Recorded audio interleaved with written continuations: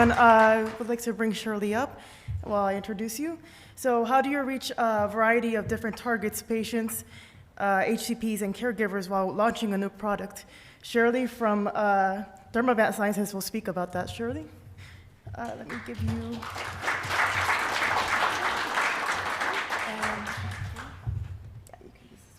Testing. Is it done? Hello. Can you hear me? Let me give you this one. Testing. Yeah. There we go. Thank you. Good morning, everyone. It's a pleasure to be here. I was so honored to be invited, and I'm glad to be going on the second day because now there's more friendly faces because I met a lot of you. I'm sorry. I met a lot of you yesterday. So before I get into the details of my presentation, I think I share with you my background over the last few days. I come classically trained, quote, quote, from CPG world. This is my first official foray into pharmaceuticals. I did spend the last 10 years at Alcon, so that's med devices, but as we all know, it's still very different from pure pharma. So I'm happy to share with you today what it took to go from launch to where we are today and stand up a DTC campaign and strategy. But before we do that, share a little bit more about myself. So a lot of things to digest here. My family to the left, I have 2 boys. They're about to turn 14 and 10 in 2 short weeks. So I am now mom of a teenager and the mind goes crazy, right? So everything that goes on with having a teenager, I'm experiencing in his first year. We do have a number of pets, as you can see in my pictures. I will draw your attention to the middle bottom. There is a cat there. She snuck in, took over the dog bed, and my collie just politely squeezed in, and hence the resulting very, very dirty look. So this is the Lynn household in my menagerie. And you see from my background, I've worked a number of classical, CPG companies. I've worked on oral care, laundry care, home care, personal care, rodenticide, on roach and ant killers. So my experience spans the category. Coming into pharma, it's really a change, right? But at the core of it, marketing 101, the fundamentals of getting a DTC strategy stood up does not change. It's about building insights, learning from your consumers, what drives them, and what do they need to know about you and your brand. The obligatory legal and safety language, we will get into that a little bit later. But first off, let me share with you a little bit about this disease condition, plaque psoriasis. What exactly is it? Who does it affect? And how does it manifest itself physically and emotionally? That will be a key point. So first off, plaque psoriasis is a complex disease, inflammatory, skin-based. It affects roughly 8 million Americans and about 125 million worldwide. It can begin at any age from between, as you can see, on the 15 to 25 and 50 and 60. But our core target consumers are those around between 35 and 50. Those are the ones I'm speaking to right now. What does it look like? As you can see here, it shows up as itchy skin scales all over the body. It can show up on your scalp line. It can be in your arms, your legs, your torso, in your sensitive areas. They can be painful. They can be very, very itchy. I've seen patients they were so itchy, they scratched themselves to the point where their plaques bled. So this is not a fun condition to have. But if you think about these pictures, think about how it impacts the patients emotionally and psychologically. If it's showing up on your bodies, can you imagine what they would do to go outside to meet with people, if they go out to meet people at all? They'd be covering up because they're embarrassed by their condition. When I did the shoot for the commercial, one of the actors had makeup on his hands. He went out for a minute to get something at the store. He noticed somebody staring at him. He was like, oh, I'm now realizing what patients with this condition goes through on a daily basis. So we want to make sure they have treatment options available to them. And that's where VTAMA comes in. So the unmet need, and let me share with you what we mean here. So psoriasis treatments is not a one-size-fits-all, right? There's a couple of factors that come into play when your dermatologist recommends what treatment is right for a said patient. You may be a new patient coming into the category. You're just experiencing symptoms. You want to know what it's about, and your doctor diagnoses you. You may have a certain set of treatment options there. If you've been living with the condition for a while, it's getting serious or moderate to serious. Your doctor may say, now it's time to take it to the next level. What does that mean and what are my options there? So let me share that with you.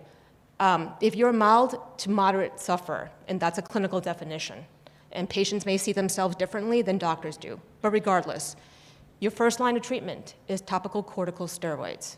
And I think for most of you in the room, you may know that steroids cannot be used long term. There's an on and off cycle because of the side effects experienced by patients who use steroids.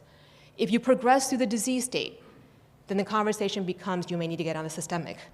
You may need to get on a biologic. And that means moving to an oral, a pill, or a shot. And for a lot of folks, for a number of reasons, whether it's physical reactions or they just choose not to participate or go down that path, they are very limited in their options. They may go back to steroids, they may try some OTC treatments, they might try light therapy. But again, nothing really solves their condition in a way they need to, which is on a daily basis. So with that, there's a lot of science here. I'm not the scientist in the room. I defer to Dr. Erica for that.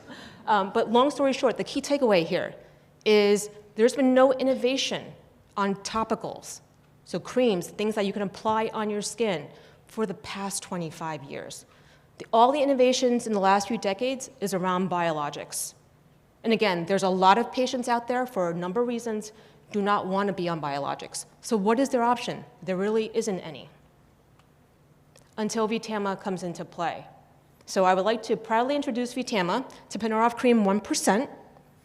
It is our first topical cream for plaque psoriasis sufferers that is not a steroid-based product. This means they can use it long-term, every single day until they see relief. They don't need to go off of it, and they can use it across every part of their body. There's no restrictions there. And of course, it will be efficacious. That, of course, the first thing you must deliver as a drug product to solve the patient's condition.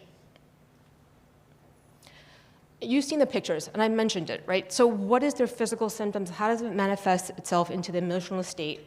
And what is the impact on the patient's and their family's quality of life? I mentioned it is itchy, it is painful. It shows up on your skin in very common areas. You may be wearing long sleeves with gloves because you don't want people to see the plaque psoriasis on your hands. You may be wearing hats to cover the scalp line issue. All that means you may want to stay home. You just don't want to bother going outside and working with everybody in society because they may judge you. They don't know what that condition is. The first question is, are you contagious? I've listened to patients at our sales meetings where they've literally said, I reach out to shake someone's hand, and you see the look of disgust come over them. Can you imagine what that feels like as a patient? As somebody just saying, oh, they do not want to shake my hand because they don't know what I have, and they think they will get it. So the quality of life is severely impacted by patients with plaque psoriasis. So taking that insight and knowing that for people who are currently on topical treatments, what is it that will drive them? And it goes back to our discussions around content, right? What is the insight that drives the creative that will then drive to the media on where we show up for said patient? So I didn't have the storyboard in here, but long story short, it is back to that quality of life and the lack of treatment options. We heard from patients in research, I don't feel heard because I do not have options for my condition. And that's the insight we latched onto in our creative. When we did test it, you see the verbatims here on the screen. These are words literally from the consumer's mouths. Powerful and gave a sense of freedom from the chains of bondage that plaque psoriasis ties me to. The women depicted the idea that goes through my head as a sufferer. So long story short, they felt heard. They like, I see myself in that person in the creative. And that's when we knew we had a winner.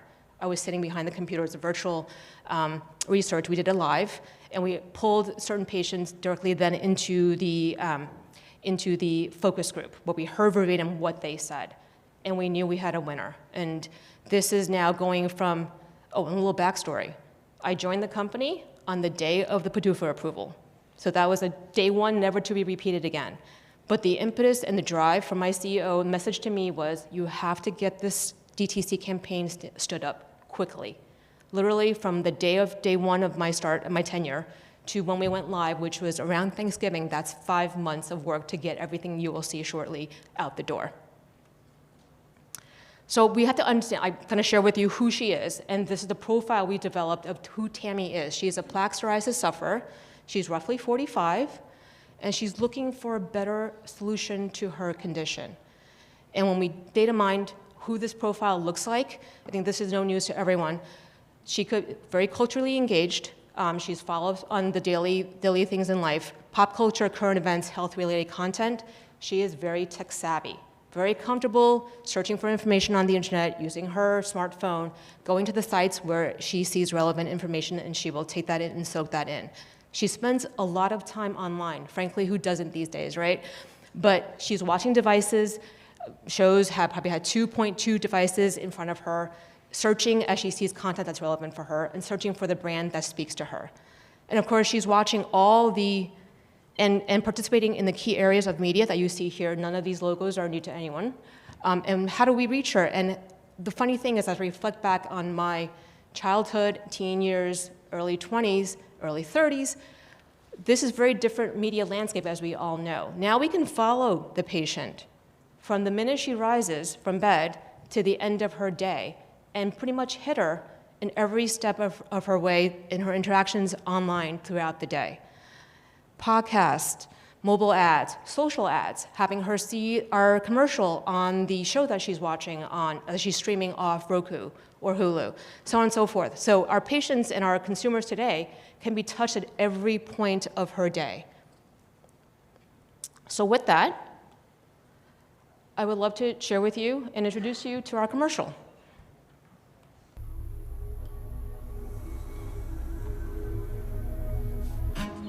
You know what it's like when plaque psoriasis makes you hide your skin under sleeves. To have a turtleneck choking you in 92 degrees. You know what it's like to go through treatments and trials, reading labels and seeing false smiles, ads of people claiming to be free.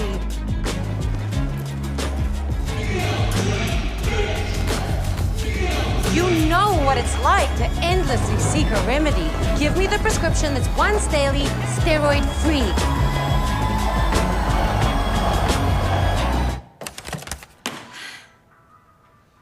Where can I find the VTAMA cream? You know you can just talk to your doctor, right? VTAMA tapinarof cream 1% is a prescription topical treatment for adults with plaque psoriasis. Oh. You deserve more from your topical. Geez, they could have just gone to the website. I still laugh. I watched this commercial 50,000 times now. I still laugh and grin at that last point. A little bit of levity in a very serious message. But also, as we spoke about content yesterday, right? We want to make sure the campaign carries through to all the avenues that we're reaching our patients and consumers and their caretakers. Here's where we took the campaign, the idea from their commercial, translated into our social ads, and these, I think, hopefully will run. There we go.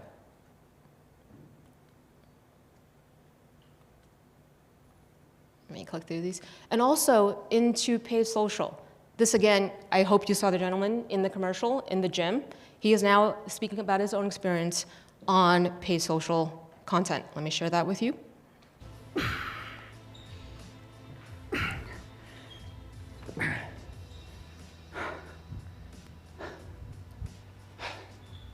Working out with plaque psoriasis has me beat. Goes 1 rep, 2 reps, drop, itch, repeat. People are hesitant to use the equipment after me. I'm exhausted and tired. I just want to be free. There's power in numbers, so I'm joining the crowd. We need a different treatment. We'll keep getting loud.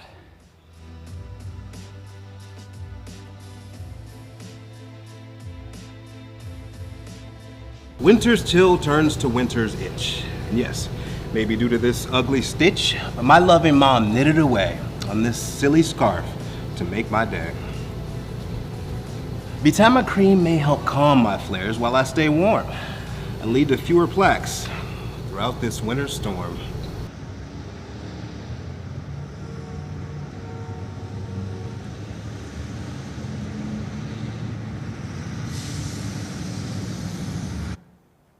I don't know if you noticed, in the background, in the commercial and in the social, we have these fun storefronts that reflects the insight of what the patients are feeling when they have this condition. We notice in the back, behind Willie, who's our talent, I still remember his name, the low self-esteem cafe, the self-conscious salon. There's a few others we're keeping hidden that will release over the course of the year. But again, speaking to the patient, we know where they came from, what they're feeling, and that's the insight driving our creative. And then where are we showing up? I shared with you, as we follow Tammy throughout her day, all the interaction points across all the media that she's consuming. We'll also want to be present at some key events. And we were just part of the Grammys 2 weekends ago. We were on the limo cam. We were sponsoring content on Roku. This is their microsite for the best music of the year, where the viewers will see our commercial as well. So we'll make sure our plan are holistically thought through with big moments where we can nationally broadcast what VTAMA is all about. And results are still very, very young. They're just coming in. We launched, as I mentioned, back around Thanksgiving, so now we're staring at the end of February. Data is slowly starting to come in. We are going to look at the plans and see where we can optimize, change a few things here and there, up budgets here or take it down here.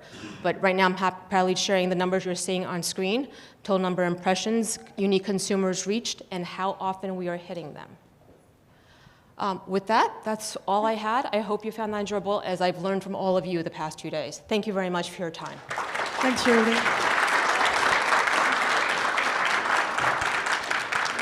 So I'll start out with a few questions. Great creative. The poetry aspect, I really loved that, so that was really cool. I was curious about the side effects. So usually during commercials, like half of it is voiceovers doing side effects. You decided to put it on the copy on the actual visual itself. Was there any pushback from your team with that? As we all know, right? PRC, MLR reviews, constant, ongoing, iterative. Same thing here. Fortunately for us, our label is very, very clean, as you saw from the ISI. The key things that we discussed was, in a 60, if we were buying national television, what does that look like from ISI requirements and so on and so forth? But if we're only doing streaming, is there a different set? And part of the options offered to us, one, simply because our ISI is relatively short, if you're buying Roku or Hulu, they have the picture-in-picture option. So as we're discussing that through with our PRC reviewers, said, how about if we can ensure that the buy locks in a PIP, meaning the viewer cannot get out of that state, then our ISI can go on the side without it being in the commercial. You saw the 60 spot with the scrolling ISI. That was another option. We did a couple of versions to make sure we have ample creative in the right format for the different media buys. But in terms of the picture-in-picture, that's one avenue where we're constantly talking through with PRC. Is this a good, fair balance to address the requirement of having ISI? It's constantly there. The patient can read it, so there shouldn't be any issue. But again, back and forth, understanding the risk, what it is, if it's there, what does it look like, and then aligning with leadership that this is the path to go. Any questions from the audience? Otherwise, I'll ask another. Okay, so for your influence, do you have an influencer strategy? And also, did you consider using any PCPs as influencers? The short answer is yes. That's currently in discussion. I think I'm thrilled, coming from the CPG world, that influencers are not new to pharma. We see a lot of brands with celebrity spokespeople with influencer programs. To me, it's now the base case. You have to have it. You need that genuine patient voice coming through beyond what you share as a brand. So the short answer is yes. And doctors are also crucial. For me, in this case, it's not about the KOL, right, who's speaking clinically to his or her peer. This is now a doctor who knows how to speak to their patient. Different copy, different language, different tone, different content. So that's something I'm currently exploring. Great. How are you targeting? Whether you're using CTV like Roku or you're using social media, what are the parameters for targeting? Number one, the household or the target audience must be diagnosed or have a past script where they're indicated for they have the condition. Where are you getting that data? It's not the clear cut as leadership expects. It's everybody else is experiencing here. You're trying to do lookalikes. You're trying to do the cohort with a subset, understanding geographies, zip codes down to that level, and that's where the media partners here are helping us decide with our conversation what we want and how we're getting that data and how we target. Yeah. Hi, nice presentation. Thank you. I'm sure there's more, but we saw a number of pieces of creative there. Did you set out to and knew exactly what you wanted to shoot in the multiple executions, or was that iterative and you did the base TV? We did all of that in 1 week. Wow. And that was the beauty of the relationship with our agency. 21 Grams did a massive amount of work. It is top notch. What you saw here was the result of many months, short months of planning to make sure we have all the content we need for 1 calendar year, with thorough thinking through of beyond the spot, what do we want to do on social, when, what does that look like, utilizing the current roster of talent. Yeah, because I hear more when you're diversifying the outlets, but you still need to keep the costs in line, the production costs. Yes. It's always that balance. That's the reason why we did it in 1 week without having to do iterative rounds. And that took a lot of planning, and funny story, there was a rain delay, which impacted, yeah, exactly. Like you can't plan that, and you just work around it and you keep going. Very nice, thank you. Thank you. Hi, Brian O'Hare, LoopMe. Just thinking about the measurement framework that you're looking at for this campaign, you see a lot of times script lift being the main KPI. Is that the case for this, or I guess, how are you looking at measurement and success? The short answer is yes, right? We ultimately want to see scripts rise, and as we're educating our leadership, DTC is not, you'll see the result tomorrow. It has to, the word patience come into play, right? So right now, all the communication to leadership is around leading indicators. Is our media driving traffic to our website? What are we seeing the people who come in, what are they engaging with? How is our search performing now that we are live versus pre-period? During the big events, are we seeing spikes? Those are the leading indicators we're working with. And in the meantime, patiently waiting for the RX to come through. Of course, there's also the counterpart, right? Salesforce is doing the doctor calls. We want to make sure they're maximizing their effort as we're pushing the DTC. So it's all cohesive, but of course we're trying to tease out which parts of the lift are coming from DTC. And that's critically important for our next round of fiscal year planning. How much more do we spend, if we spend, so on and so forth. Wonderful presentation. Thank you. I know your focus was on DTC, and your role is more aligned in the DTC space. I'm curious, with your HCP counterpart and with plaque psoriasis being a very crowded space. Yes. How do you see more of the decision making on the consumer side pushing physicians, or is there a lot of education that needs to happen with the physicians about the advantages of a non-steroid treatment? You hit the nail on the head. It has to be equally weighted. There is the gatekeeper, as we all know in our world of pharma. The doctor makes the decision. But patients today, different from 2 decades ago, 3 decades ago, they are very well informed, and they have information at their fingertips.